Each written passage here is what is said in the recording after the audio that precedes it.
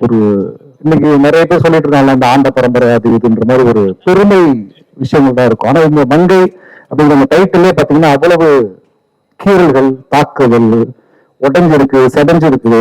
அது கீழே ஒரு டிராவல் ஆஃப் உமன் அப்படிங்கிற ஒரு வார்த்தை வந்து அது ஒரு மிகப்பெரிய அரசியல். இன்னைக்கு நம்ம வந்து எத்தனையோ ஒடுக்கப்பட்ட மக்களை, தாழ்த்தப்பட்ட மக்களை, அடக்கப்படுகிற மக்களுக்காக நம்ம குரல் கொடுக்கிறோம். அவர்களுடைய வளர்ச்சிக்கு, முன்னேற்றத்திற்கு வந்து நம்ம நிறைய பங்களிப்பு செலுத்தணும் நினைக்கிறோம். ஆனா காலங்காலமாக தொடர்ந்து எல்லா சாதிகளிலும், எல்லா சமூகங்களிலும், எல்லா மதங்களிலும் ஒடுக்கப்படுவர்கள், மடக்கப்படுவர்களாக பெண்கள் இருக்கிறார்கள். அப்படி ஒரு அந்த டைட்டில் வந்து ரொம்ப முக்கியமான இருக்கு மங்கை அப்படிங்கிறது. அப்புறம் அந்த ட்ரைலர்ல பார்க்கும்போது இந்த ஆணாதிக்க சமூகம் வந்து அந்த ஒரு பெண் கதாபாத்திரங்களை, பெண்களை வந்து எப்படி துரத்துகிறது, வேட்டையாடுகிறது, விரட்டுகிறது அப்படிங்கிறது புரியுது.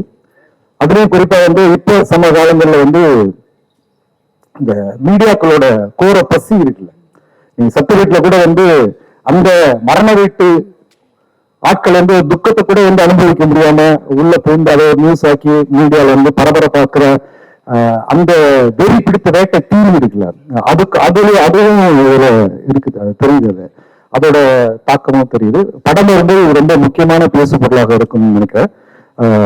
முதல்ல குழுவினர்களுக்கு வாழ்த்துகள். இந்த நிகழ்வின் கதாநாயகன் இசையமைப்பாளருக்கும் அந்த இசை கலைஞர்களுக்கும், பின்னணி இசை கலைஞர்களுக்கும், தொழில்நுட்ப கலைஞர்களுக்கும் முதலில் வாழ்த்துகள். கதாநாயகன் துஷிக்கும், ஆனந்தி, தோழர் ஆனந்தியோட சூஸிங் ரொம்ப எனக்கு பிடிக்கும். அவங்க தேர்ந்தெடுக்கிற கதைகள் வந்து ரொம்ப பொலிட்டிக்கலா இருக்குது. ரொம்ப ஒரு ஆழாகலமான கதைகளை தேர்ந்தெடுக்கிறாங்க. தொடர்ந்து இப்படியே பயணங்கள் தோழர். அப்புறம் வெங்கட் பேசும்போது சொன்ன ரொம்ப மாதிரி நடிகர்கள்லாம் யாருமே இப்ப இந்த 3 ஷோ கேட்க மாட்டாங்க. எப்படி கேட்பாங்க? இன்னைக்கு உள்ள அத்தனை முன்னணி நடிகர்களும் பெண் உடலை வச்சு சினிமா ஜெயிச்சு வந்தவங்க. நான் எல்லா நாடுகளிலும் ஓப்பனாக சொல்றேன். இன்னைக்கு உள்ள உச்ச நட்சத்திரங்களாக இருக்கட்டும், அடுத்து நாட்டை ஆள துடிக்கின்ற நடிகர்களாக இருக்கட்டும், எல்லாமே அவருடைய ஆரம்ப கட்ட படங்கள்ல பாத்தீங்கன்னா பெண் உடலை மையமா வச்சுதான் இந்த சினிமாவே பயணப்பட்டு வந்திருக்கிறார்கள். நான் சின்ன வயசுல இருந்து ரஜினி படமா இருக்கட்டும், கமல் படமா இருக்கட்டும், நீங்க சில்க் ஸ்மிதா போஸ்டர் தான் பெருசா இருக்கும். அந்த அம்மாவோட உடலை மையமாக வச்சுதான் இவங்களோட முகங்கள் சின்னதாக வச்சுதான் அந்த போஸ்டர் நான் பார்த்து வளர்ந்துருக்கேன். அப்படி இந்த ஆணாதிக்க சமூகத்தில் இருக்கிற இந்த கதாநாயகர்கள் இதுக்கு கேள்விகள் எழுப்ப மாட்டார்கள். அந்த கதை வந்து நம்ம காணக்கூடாது. ஏன்னா அவங்கதான் இந்த பெண் உடலை வந்து பெண்ணை வந்து உடலா பாருன்னு போதிக்கிற சினிமாக்களை தொடர்ச்சியாக எடுக்கிறது. பெண்ணை வந்து இந்த சமூகங்களுக்கு உடலா மட்டுமே பாதிக்க வைக்கிற ஒரு போக்கை ஏற்படுத்துகிற நாயகர்கள் ஒருபோதும் பெண் விடுதலைக்காக பேச மாட்டோம். அப்படி ஏதாவது பேசினார்கள் என்றால் அதற்கு பின்னால் ஒரு பெரிய சுயநலம் இருக்கும். அப்படியே நம்ம நினைச்சு அது வார்த்தை வெங்கட்டும் புரிஞ்சுக்கணும். தொடர்ச்சியாக நாம் பெண்களை உடலாக போதிக்காமல் பொறுப்பாக ஒரு சக மனிதராக போதிக்க வேண்டும். அதை இந்த படம் சொல்லிக் கொடுக்கும். அந்த வகையில் இந்த படம் முக்கியமான திரைப்படமாக இருக்கும். அனைவருக்கும் வாழ்த்துக்கள். நன்றி. ஒரு படம் மார்ச் 1 ரிலீஸ். அதுக்கு முன்னாடி இந்த ப்ரிப்பரேஷன்ஸ் ஒரு ப்ரொடக்ஷன் ஹவுஸா ரொம்ப பிரமாதமா பண்ணிட்டு இருக்கீங்க சார். உங்களுக்கு முதல்ல வாழ்த்துக்கள். ஏன்னா தேங்கி கிடக்கிறது அவ்வளவு இருக்குது. எல்லாருக்குமே தெரியும், மீடியால எல்லாருக்கும் தெரியும், சினிமால உள்ள எல்லாருக்குமே தெரியும். ஏன்னா அதுல வந்து பெருசா சொல்லிக்கிற அளவுக்கு ஏன்னா ஜெனரலா என்ன கேட்பாங்கன்னா யார் நடிக்கிறா, யார் ஸ்டார், யார் போடலாம், துஷி கேரக்டர் யார் வேணா போடலாம், any hero you could have signed. But அதெல்லாம் மீறி டைரக்டர் குபேந்திரன் வந்து துஷியை செலக்ட் பண்றதும் நீங்க அதுக்கு அப்ரூவ் பண்றதும் இங்க வந்த அப்புறம் தான் எனக்கு தெரிஞ்சது வேற யாரோ ஒருத்தர் நடிக்க வேண்டியதுன்ட்டு. அது எனக்கு தெரியாது. பட் இதுக்கெல்லாம் ஒரு மிகப்பெரிய தைரியம் வேணும் சார். ரொம்ப அற்புதமா பண்ணிருக்கீங்க. எடுத்தவங்க நான் உங்களை பத்தி தான் பேசணும்னு நினைச்சிட்டு இருந்தேன். இன்னைக்குள்ள காலகட்டத்துல ஒரு ப்ரொடக்ஷன் ஹவுஸ் இவ்வளவு சிறப்பா இவ்வளவு அழகா பப்ளிசிட்டி பண்றீங்க, கேரி ஃபார்வர்ட் பண்றீங்க, ஒரு ஆடியோ ரிலீஸ் பண்றீங்க, மீடியா வந்து ரெகுலர் டச்ல வச்சுட்டு இருக்கிறீங்க. It is a Herculean task to release a film and you are doing it. God bless you, sir. It is a great stuff, amazing stuff. ஒரு producer ஜெயிச்சா இன்னும் ஒரு 10 இளம் இயக்குநர்கள் வருவாங்க, நிறைய பேருக்கு வேலை வாய்ப்பு கிடைக்கும். நான் எப்பவுமே வேலை பார்க்கும்போது அதான் யோசிப்பேன். என் ப்ரொடியூசர் ஜெயிச்சாருனாக்கா அவர் ஒரு 10 படம் எடுப்பாரு, ஜெயிச்சிட்ட வீட்டுக்கு போக போறது இல்லை. ஸோ அது மாதிரி நீங்க ஜெயிக்கணும்னு மனதார வேண்டுறேன், விஷ் பண்றேன். Best wishes to you sir. இன்னைக்கு இங்க 3 பேர் ரொம்ப முக்கியமா வரணும்னு ஆசைப்பட்டாங்க, வர முடியல. ஒண்ணு வந்து என்ன நடிக்க கூப்பிட்டு வந்த சேரன் சார், துஷியை நடிக்க கூப்பிட்டு வந்த சசிகுமார் சார், அண்ட் கூடவே டிராவல் பண்ண சமுத்திரகணி சார். 3 பேரும் முதல்ல நேற்றையும் விஷ் பண்ணியிருந்தாங்க. இன்னைக்கு காலையில் தினகரன் நாயுடு வந்து எனக்கு ஃபர்ஸ்ட் ஷேர் பண்ணதே பார்த்தீங்கன்னா சசிகுமார் சார் தான் எனக்கு வாட்ஸ்அப்ல அனுப்பிச்சாரு. ஸோ அவங்களால வர முடியல, பட் அவங்களோட விஷஸ் உங்களுக்கு உங்க டீம் மொத்தத்துக்கும் சொல்ல சொன்னாங்க. ஸோ இந்த மேடையில் நான் சொல்லிக்கிறேன். இந்த மேடையில் நிறைய விஷயங்கள் ரொம்ப நல்லா இருந்தது. எனக்கு முன்னாடி பேசினவங்களாம் ரொம்ப அற்புதமா பேசினாங்க. எனக்கு அவங்க சிங்கர் எனக்கு பேர் தெரியல, பட் ஒரு செகண்ட்ல அப்படி அந்த ஸ்டேஜை கடத்திட்டு போனாங்க. அவ்வளவு அற்புதமான வாய்ஸ், அப்படி கம்பீரமா அப்படி Sakshi it was an amazing lift. அவ்வளோ பிரில்லியண்டா அப்படி பாடிருந்தீங்க. இதுக்கு முன்னாடி பாட்ட அந்த பாடல் அவங்களும் எனக்கு யாரும் தெரியாது, பட் அப்படி ஒரு வாய்ஸ். நான் எனக்கு அனுப்பிச்ச உடனே நான் அத்தனை பேருக்கு ஷேர் பண்ண அத்தனை பேருக்கு வந்த அந்த வாழ்த்து அவ்வளவு பிரமாதமா இருக்கு அந்த சாங். ஸோ தீசன், உங்களுக்கு வாழ்த்துக்கள். ரொம்ப அற்புதமா நீங்க ஸ்கோர் பண்ணிருக்கீங்க. கரெக்டான ஆர்டிஸ்ட் யூஸ் பண்ணிருக்கீங்க. அவ்வளவு பிரில்லியண்டா இருக்குது. அண்ட் விஷயம் எல்லாம் நடிப்பான்லாம் எனக்கு சாரி, நான் என்னோட ஸ்டேஜா அதை எடுத்துக்கிறேன்ட்டு இல்லை. ஏன்னா அவனை கதாநாயகம்லாம் சொல்ல மாட்டான். அவன் ஒரு மெயின் லீட் கேரக்டர் பண்ணிருக்கான். அவன் நடிப்பான் அப்படிங்கறதெல்லாம் எங்களுக்கு எல்லாம் தெரியாது. ஏன்னா வீட்டுல நான் நடிக்க வரவங்க எனக்கே தெரியாது. ஸோ அப்படி இருக்கும்போது என்னோட அடுத்த ஜென்ரேஷன் வருங்கிறதெல்லாம் நான் யோசிச்சு கூட பார்த்தது கிடையாது. அது ஒரு ஆக்சிடென்ட் எல்லாம், ஆனா ரொம்ப அழுத்தமா நடந்த ஒரு விஷயம். இது மாதிரி சத்யம் தியேட்டர்ல தான் நினைக்கிறேன். நம்ம பசங்க ஆடியோ ரிலீஸ்க்கு கூட நான் வரதுக்கு கூச்சப்பட்டு இருப்பேன். இன்னைக்கு இருக்கிற அளவு கூட நான் ஃப்ரீயா பேச மாட்டேன். அப்படிலாம் கொஞ்சம் மாதிரி அந்த கொஞ்சம் நிறைய கூச்சப்படுவேன். அப்போ இவனை கூட கூப்பிட்டேன், வாடா சைட்ல உட்காரத்துக்கு பேசுறதுக்கு ஆள் வேணும் எனக்கு அப்படின்னு வாடான்னு கூப்பிட்டு வந்தேன். அப்படி வந்த இடத்துலதான் சசி சார் பார்த்துட்டு பையனா அப்படின்னாரு. அதுக்கு அவ்வளவு அர்த்தம் இருக்குன்னா எனக்கு அப்ப தெரியாது. அவர் ஈசன் படம் பண்ண போகும்போது ஆக்சுவலா நாங்க பாண்டிச்சேரியில என்னோட நாடோடிகள் ஷூட் ஒரு கிளாஷ் ஒர்க்கு ஃபைனல் எல்லாமே முடிய போகுது. என்னோட ஒர்க்கை மட்டும் முடிச்சு பசங்க படத்துக்கு அனுப்ப போறாங்க. அப்ப நான் வீட்டுல இருந்து கிளம்பி பாண்டிச்சேரிக்கு போயிட்டு இருக்கிறேன்.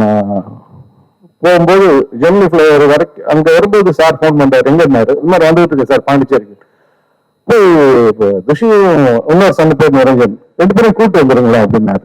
அவனுக்கு எதுக்கு சார் வந்துட்டு, நான் மட்டும் ஷூட் முடிச்சு நாளைக்கு மத்தியானம் கிளம்பி நான் வந்துடுவேன் சார், வெறும் பேட்ச் ஒர்க்கு தானே சார். இல்ல சார் கூப்பிட்டு வாங்க, வரும்போது இந்த காஸ்டியூம் எடுத்துட்டு வாங்க. எதுக்கு சார் அவங்களை கூப்பிட்டு வரணும், போர் இருக்கு சார், அவங்க ஸ்கூல் இருக்கு, அவனுக்கு வரமாட்டான் சார். சொல்றேன் போய் கூப்பிட்டு வாங்க சார் போட்டு வலியுறுத்துறாரு. மியூசிக் அகாடமி வரைக்கும் போய் கூப்பிட்டு வாங்க அப்படின்ட்டாரு. சரி திருப்பி வீட்டுக்கு போய் கூப்பிட்டாக்கா 2 பேரும் மரத்து மேல ஏறி நிற்கிறாங்க. இவனாவது உடனே வரேன்ட்டான். எந்த சொன்னது நீ ஷூட்டிங் போய்டு, எனக்கு போர் அடிக்குவாங்க, நான் என்ன பண்றது அப்படிதான் இருந்துட்டு இருக்குது. அங்க கொண்டு போனவங்கதான் அவர் ஒரு ட்ரையல் ஷூட் வச்சு எடுக்கிறாருன்னு சொன்ன. சார் டயத்தை வேஸ்ட் பண்ணாங்க சார், அவனுக்குலாம் பேசினாலும் சரியா பேச மாட்டான் சார், என்ன கேள்வி கேட்கணும் அது மட்டும் தான் பதில் வரும், நல்லா ஒரு படிச்சுட்டு இருக்கான். இப்போ எதுக்கு சார் அது, நல்லா 10th ஸ்டாண்டர்ட் பண்ணிட்டு இருக்கும்போது நடக்கிற விஷயம் அது.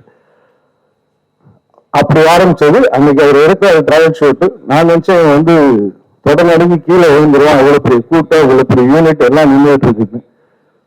பார்த்தா அசால்ட்டா செஞ்சா. அப்படி எனக்கு உண்மையிலே பெரிய அதிசயம். ஏன்னா நான் எதிர்பார்க்கல இவங்களுக்கு நடிக்க வரும், இப்படி செய்ய, அப்படி இது எதுவுமே நான் எதிர்பார்க்கல. So it was a big surprise for me. So அதுக்கப்புறம் சொன்ன மாதிரி லாங் கேப் கிடைச்ச வாய்ப்புகள் சரியா இல்லை, அதெல்லாம் நடக்கல. அது எந்த கவலையும் இந்த பரவாயில்ல. பட் எப்ப நடக்கணுமோ அது நடக்கும், அதுதான் என்னோட நம்பிக்கை. ஸோ அது கரெக்டா இப்போ இந்த படத்துல நடந்திருக்கு. ஒரு அற்புதமான ப்ரொடக்ஷன் ஹவுஸ்ல யூ ஆர் கெட்டிங் லான்ச்ட். அது ஒரு மிகப்பெரிய பிளஸிங் ஃபார் யூ. அதுவும் அவங்க கயல் ஆனந்தி கூட நடிக்கிறதெல்லாம் she such a wonderful actor. ஒரு நிமிஷத்துல அப்படி கொண்டு போயிடுவாங்க அவங்களோட பர்ஃபார்மன்ஸ்ல. ஸோ அவங்க கூட எல்லாம் நீங்க சேர்ந்து நடிச்சிருக்கீங்க. அவ்வளவு அற்புதமான விஷுவல்ஸ். அந்த ட்ரெய்லர் பார்க்கும்போது அந்த தேனி அந்த சுத்து வட்டாரம் இவ்வளவு அழகா இருக்குமா அப்படிங்கிற மாதிரி இருக்குது. அந்த ஊருக்கு நம்ம அடுத்தது எங்கேயாவது ஊருக்கு போகும்போது நம்மளும் அதை எடுத்து பார்க்கணும் அப்படின்ட்டு. So everything was looking so good. So thank you director sir. இவன் நீங்க சூஸ் பண்ணி நடிக்க வச்சு இவ்வளவு தூரத்துக்கு நீங்க கொண்டு வந்திருக்கிறீங்க.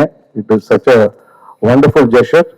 அதே மாதிரி இதா டைரக்டர் ஒரு மேட்டர் பத்தி பேசும்போது அது மனசுக்குள்ள ஒரு அருவருப்பா ஃபீல் பண்ணிட்டு இருந்தாங்க. யாரோ ஒரு நிமிஷம் பேசினது, இவ்வளவு கேவலமா ஒருத்தரால் பேச முடியுமா, உண்மையிலே அருவருப்போட வச்சு நான் சார்ட்ட பேசும்போது சொன்னேன். முன்னாடியான அது மாதிரி பேசும்போது நான் கேட்ட ஒருத்தர் பேசிட்டேன் சார், எனக்கு அவ்வளவு ஒரு மாதிரி ஒரு வெறியான கோபம், இவ்வளவு கேவலமா ஒருத்தரால் இருக்க முடியுமா, ஒரு வேலையை நீ பார்த்துட்டு போக மாட்டீங்களா, யார் என்ன பண்றாங்க, எங்க போறாங்க, அவங்க வீட்டை அவங்க பார்த்துக்கிட்டா போதும். நான் எனக்கு தெரிஞ்சு ஒரு வீட்டு பசங்களுக்கு கற்றுக் கொடுக்குறேன். பெரிய ஆளுங்களாம் வராங்களா என்னன்னு தெரியாது. Do not cheat. Don't do injustice to women. இது எனக்கு எங்க அம்மா கற்றுக் கொடுத்தது. பெரிய மனுஷன் ஆவானா சின்ன மனுஷன் ஆவானா அதெல்லாம் எனக்கு எதுவுமே தெரியாது. நீ எது வேணா பண்ணு, go for a drink, you smoke, இதெல்லாம் உன்னை நீ பண்ணிக்கிறது, உன்னுடைய உடம்பு மட்டுமே சம்பந்தப்பட்ட விஷயம். அது எப்போ வேணா நீ சீர்திருத்திக்கலாம். ஆனால் எந்த வகையிலையும் do not insult women or women or anybody for that sake. இது ஒண்ணு மட்டும்தான் நான் அவங்களுக்கு சொல்லி கொடுத்தது, சொல்லி கொடுத்துக்கிட்டே இருக்கிறது. இன்னும் சொல்ல போனா நான் நிறைய பேரண்ட்ஸ் கிட்ட இது மூலியமா சொல்றது என்னன்னா, you bring up your kid in the right way. வீட்டுல அம்மாவுக்கு எப்படி ட்ரீட் பண்ணணும், அக்கா எப்படி ட்ரீட் பண்ணணும், பக்கத்துல உள்ளவங்க எப்படி ட்ரீட் பண்ணணும், எப்படி மரியாதை கொடுக்கணும், இது அப்படிங்கிறது நம்மள்கிட்ட இருக்குது. we need to bring up the right generation.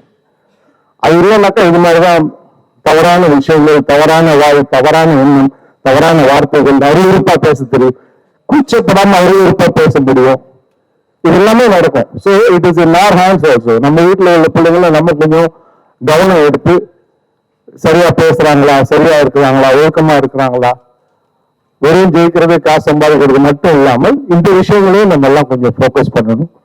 இந்த மேடையை அது அந்த ஏன்னா அந்த இந்த நிறைய விஷயங்கள் எனக்கு அப்படியே டக்கு டக்கு டக்குன்னு ஸ்பார்க் ஆச்சு. நிறைய பேர் இயக்குநர்கள்லாம் இருந்திருக்கிறாங்க, அவங்களாம் எனக்கு தெரியல. ஆனால் அவங்க படங்களை பார்த்துருக்கேன், அவங்க படங்களை ரசிச்சிருக்கேன். அப்படிதான் பக்கத்தில் கேட்டா இயக்குனர் உட்காந்துருக்காரு, எனக்கு அவர்தான் தெரியாது. அதே மாதிரி இவங்க உங்க பேரும் எனக்கு இப்ப ஆனா அவங்ககிட்டையும் போன்ல எல்லாம் பேசியிருக்கிறேன். ஸோ இது எல்லாமே இந்த மேடையில் நடந்த ஒரு சந்தோஷமான விஷயங்கள். மிக நல்லா வரணும். மங்கை it's is very impressive and very interesting. அது சில பேர் என்கிட்ட கேட்டாங்க, என்ன சார் இது பொண்ணுங்களை பத்தினா என்ன சார்? பொண்ணுங்களை பத்திலாம் இல்லை சார். ஒரு சின்ன லீடர் கொடுத்துட்டார், எப்படி ஆரம்பிக்கிற ஒரு மொழி எப்படி முடியுது, கடைசியா அந்த பையனோட பார்வையில பொண்ணுங்கன்னா இப்படியா, பொண்ணுங்கன்னா இப்படித்தான் அப்படின்னு நினைச்சிட்டு இருக்கிற ஒருத்தன் பொண்ணுங்கன்னா இப்படியா அப்படின்னு ஒரு பிரமிப்பு கொண்டு வரக்கூடிய ஒரு ஸ்கிரிப்டா டைரக்டர் சார் சொல்லியிருந்தாரு. நீங்க கிறிஸ் சார் எங்களை விஷ் பண்ணது, குஷி விஷ் பண்ணது சொல்லாமான்னு தெரியல. பட் டைரக்டர் வானம் கிறிஷ் கூட ஒர்க் பண்ணி வந்திருக்கிறார். ஸோ படம் முடிஞ்சோன்னா அவர் ஹைதராபாத் போயிட்டு கிறிஷுக்கு படத்தை போட்டு காமிச்சிருக்கிறாரு. இவர் ஹியூஜ் டைரக்டர். நானும் வானம் அவர் கூட ஒர்க் பண்ணியிருக்கேன். தெலுங்குல அவ்வளோ பெரிய டைரக்டர். படத்தை பார்த்துட்டு படத்தை பத்தியும் துஷாந்துக்கு பர்சனலா ஒரு மெசேஜும் போட்டிருந்தாரு. It was so impressive. நான் துஷிட்ட சொன்னது யுவர் கிஃப்டட்ரா, சம்படி ஹஸ் டேக்கன் டைம். அவங்க படத்தை பார்த்துட்டு என்கிட்ட அந்த படத்தை பற்றிய கருத்தையும் உன்னை பத்தியான கருத்தையும் ஒருத்தர் சொல்லியிருக்கிறாங்கன்னா அது மிகப்பெரிய விஷயம். இட் சச்ச ஏன்னா இந்த கிராஃப்ட் ஒரு பிக் டைரக்டர், அவருக்கு இந்த படம் பிடிச்சிருக்குது அப்படின்னா there is material in the film. So இந்த மெட்டீரியலை கொண்டு போய் சேர்க்கணும்னு மிக தாழ்மையோட நான் மீடியா தான் கேட்கிறேன். ஏன்னா இதே ஒரு பெரிய ஸ்டார் ஸ்டடட் ஷோவா இருந்தா இந்த நேரத்துக்கு அவ்வளவு பேர் கூட்டம்லாம் இருக்கும். பட் அதெல்லாம் இல்லை. காரணம் என்னன்னா இங்க அப்படி யாரும் இல்லை. பட் இந்த படம் வெளியே மிகப்பெரிய வெற்றி அடைஞ்சதுன்னா இது எல்லாருக்கும் மிகப்பெரிய மரியாதை, மிகப்பெரிய அங்கீகாரம். அது உங்களால் மட்டுமே முடியும். You all only can support and help a good movie. எனக்கு முன்னாடி பேசின சொன்னார், எல்லா படத்துக்கும் சொல்லணும்னு அவசியம் இல்லை. நீங்க எப்படியும் படம் பார்ப்பீங்க. என்ன ப்ரொடியூசர் அவ்வளோ அற்புதமா எல்லாம் பண்ணிட்டு இருக்காரு. எனக்கு தெரிஞ்சு அவர் ஃப்ரெஷ்ஷும் எப்படியும் காமிப்பாரு. உங்க எல்லாருடைய கருத்துக்களும் படத்தை இன்னும் கொஞ்சம் அடுத்த லெவலுக்கு கொண்டு போறதுக்கு உண்டான ஒரு படியா இருக்கணும்னு வேண்டிக்கிறேன். தேங்க்யூ.